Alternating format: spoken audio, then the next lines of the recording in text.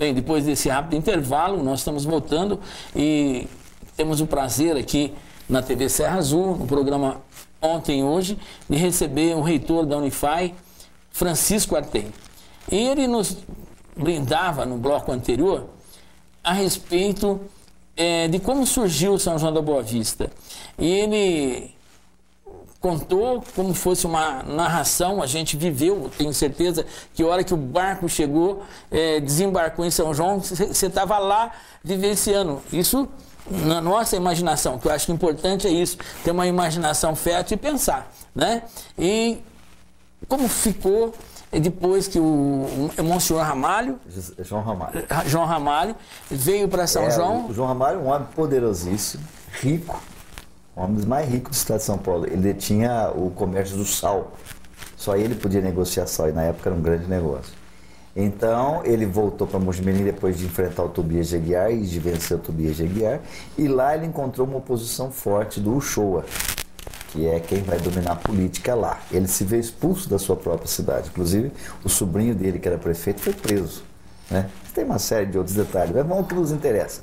Ele vem, olha a Serra da Mantiqueira ali, hóspede do Tavares, e resolve, vou fazer uma cidade aqui. Como todos os amigos dele lá em Mojimirim estavam sendo perseguidos, ele chama todo mundo para morar nessa cidade. Ele distribui, porque ele consegue aquelas terras, né? Em volta da igreja catedral, distribui para os amigos deles construírem ali uma casa e eles começarem a fazer uma cidade. Tinha o padre da cidade, que era o Cigar, ele pede ajuda ao padre e eles vão cadastrando os eleitores. Na época os eleitores tinham que ser cadastrados, né? Então eles vão cadastrando os eleitores, enfim, dá origem a São João da Boa Vista. E como ele era João, talvez em homenagem a ele próprio, era o santo de devoção dele, ele monta aquela igreja e monta a igreja para João Batista, São João Batista. E dá o nome de São João à cidade. O pessoal da parte antiga, da parte de baixo, que eu estava nesse papo, nós começamos a explicar o atrito da parte de baixo com a parte de cima. Obviamente não gostou, né? Só que o Monsenhor João Ramalho era um homem forte, veio determinado. E falou, vou fundar uma igreja, vai ser São João e não será a igreja de Santo Antônio. E a antiga Rosário, né? A igreja do Rosário, um pouco mais para baixo na época, era em homenagem a Santo Antônio. E ele insiste em São João. E já começa um descontentamento dos moradores da parte baixa e da parte de cima. No dia 24 de junho, por isso que São João 24 de junho é aniversário da cidade, é a missa que vai inaugurar a igreja catedral.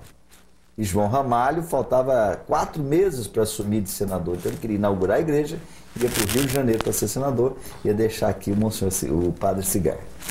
No dia da igreja, no dia da missa, na hora em que ele ergueu o cálice, ele teve um ataque fulminante. Ele morreu, caiu em cima do altar, morreu no altar. O primeiro padre da igreja catedral morre na hora da homilia, na hora da Eucaristia, e no momento em que ergue o cálice. Veja, numa época, nós estamos falando de quantos anos atrás, cheia de superstição, aquilo foi um rompimento.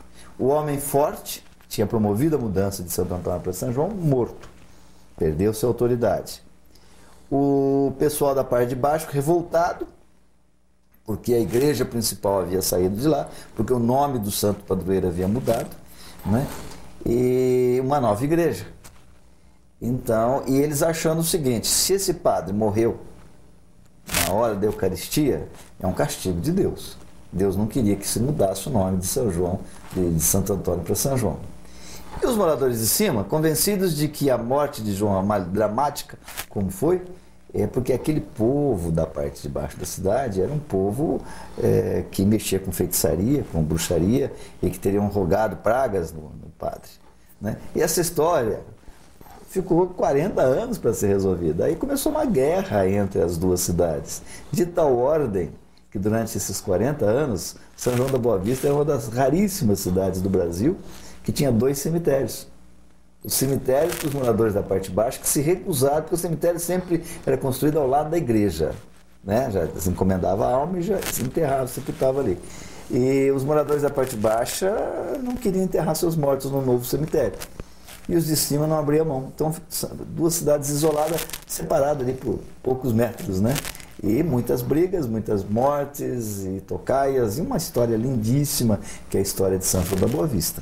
Aí demorou alguns padres, só outro padre, José Valeriano, é que anos depois, 40 anos depois, veio até São João e conseguiu juntar todos. Unificar o pessoal.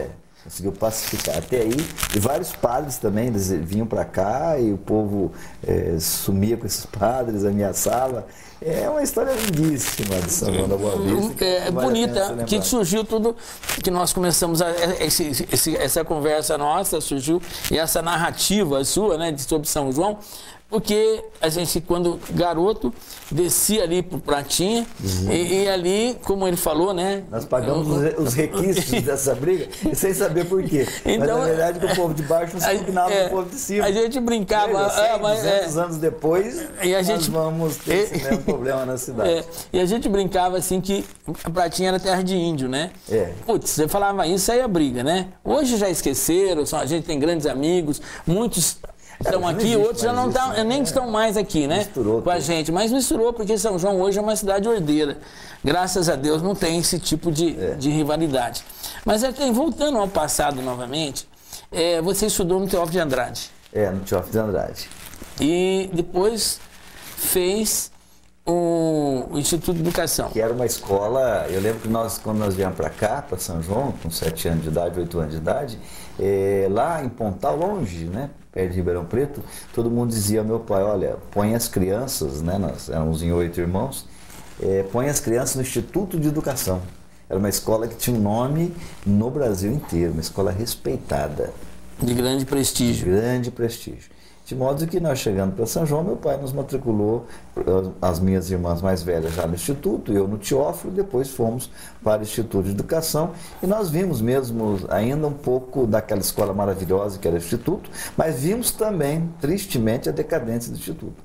Eu assisti muito, minhas irmãs só pegaram o lado bom do Instituto, eu já peguei muito a decadência do Instituto, que foi, na verdade, a decadência do ensino público.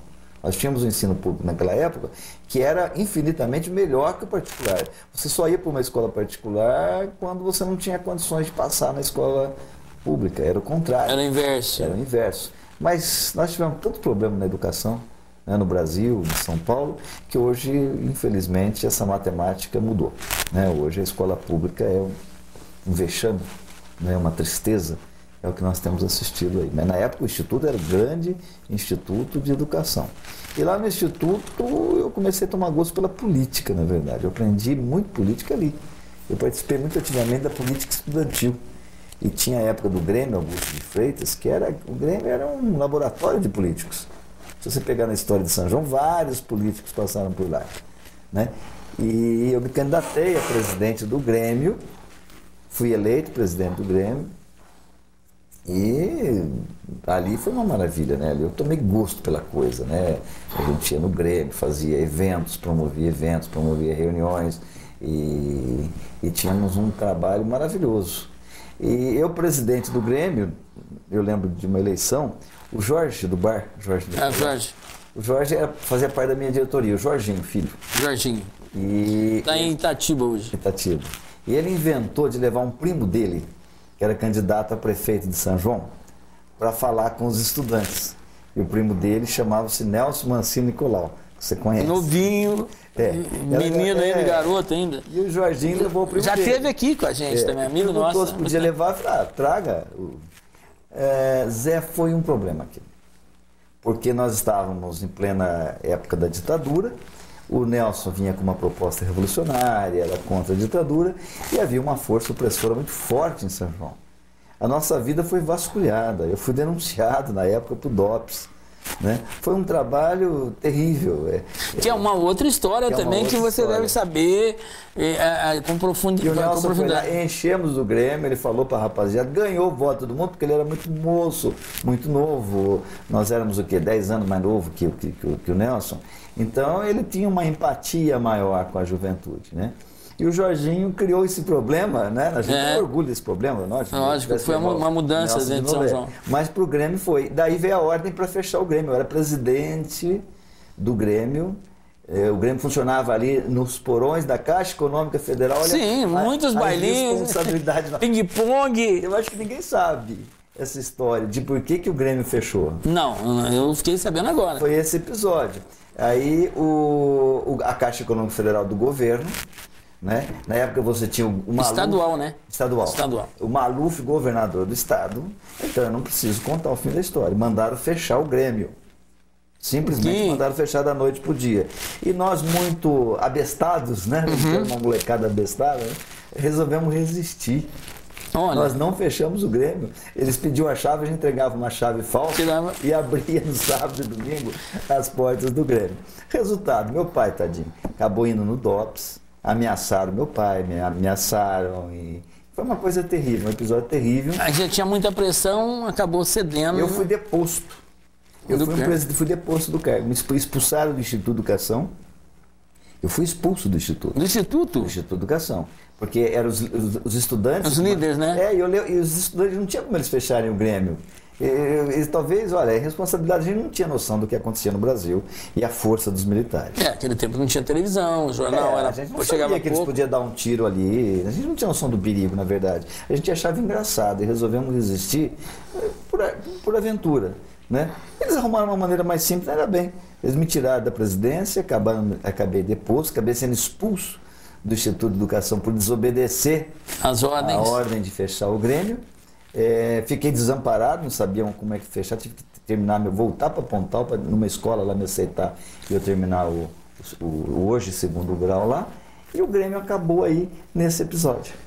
Nossa, eu não sabia disso, porque era tão gostoso o Grêmio, né? E ninguém sabe por que terminou. Então, tinha um cantinho lá que era ping-pong, tinha uns bailinhos, né? E na verdade o Grêmio já estava proibido, tinha 2 Grêmios tinham sobrevivido, lembra? Os militares... O Elcio Mendes Coutinho. Em 1970, os militares já tinham proibido Grêmios. O nosso resistiu, o de São João e de Rio Claro. Então eu acho até que a história do Grêmio tinha que ser contada. O Instituto de Educação precisava saber mais detalhes dessa história. Ah, sim. E o programa nosso é para isso também, né? Essa história do Grêmio. Essa história é uma história bonita, engraçada, de uma molecada irresponsável, como toda molecada, né? Mas mostra a truculência do poder, mostra o período que nós estávamos passando. É uma história bonita que dá pra gente contar. Que foi vivida, né? Que foi vivida, né? Mas tem, nós vamos para um rápido intervalo. O nosso papo está gostoso, bem descontraído. Você está aí se deliciando com com a nossa conversa, né? E esse bate-papo tranquilo aqui do Artem. E não sabia por que fechou o Grêmio do Instituto de Educação, que era Grêmio América Zelato. Não, o América Zelato era do Escola de Comércio, né? O nosso era Grêmio Augusto de Freitas, o GAF. Ah, correto. Aí, ó. A gente acaba aprendendo um pouco mais. Então nós vamos para um rápido intervalo, voltamos já já.